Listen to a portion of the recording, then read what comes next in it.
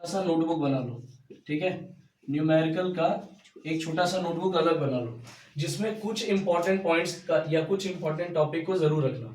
Important topic में मेरा कहना क्या है वो सुन लो पहले। सबसे इंपॉर्टेंट जो चीज है वो है आइदर लेंस फार्मूला, ठीक है, और सॉरी आइदर मिरर फार्मूला और लेंस फार्मूला, ठीक है।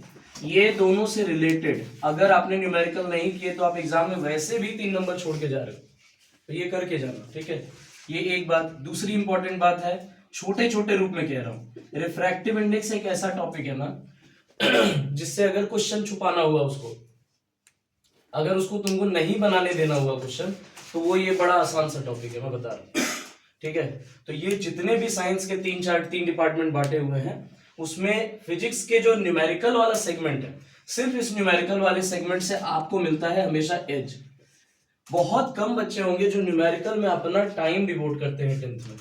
और मेरा मानना यह है कि अगर 80 आउट ऑफ 80 की प्रिपरेशन हो रही है ना, तो हर विंग प्रिपेयर होना चाहिए, हर विंग क्लियर होना चाहिए।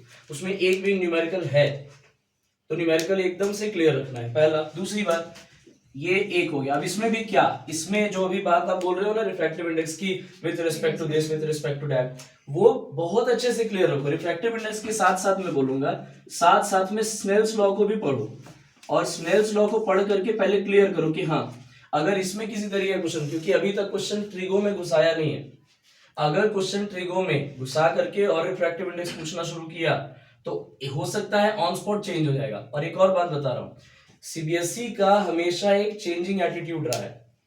हर साल तुमको थोड़ा 10% तो सरप्राइज मिलेगा। सरप्राइज क्यों बोल रहा हूं, क्योंकि अब तुम ही सोचो, अभी अगर हमारे पास में एनसीईआरटी है, एनसीईआरटी तुम पढ़ रहे हो, तुम पढ़ रहे हो, तुम पढ़ रहे हो, जो पढ़ाने वाला है, जो सीबीएसई सबको पढ़वाने वाला सोच रहा है, उसके पास यही पैटर्न कितने सालों से, तो वो तो चाहेगा ना कि हमेशा एक चेंज हो। नहीं तो पता चला ये भी 80, वो भी 80, वो भी 80, वो भी सारे के सारे एक ही, क्योंकि पैटर्न हो गया, प्रीवियस ईयर क्वेश्चन बना लो, काम खत्म। पर ऐसा होगा नहीं। प्रीवियस ईयर क्वेश्चन से या एनसीईआरटी से अपने नॉलेज के हिसाब से तुम 70-75 तक जाओगे, जो बहुत एक्सट्रीम चला गया तो 75, अदरवाइज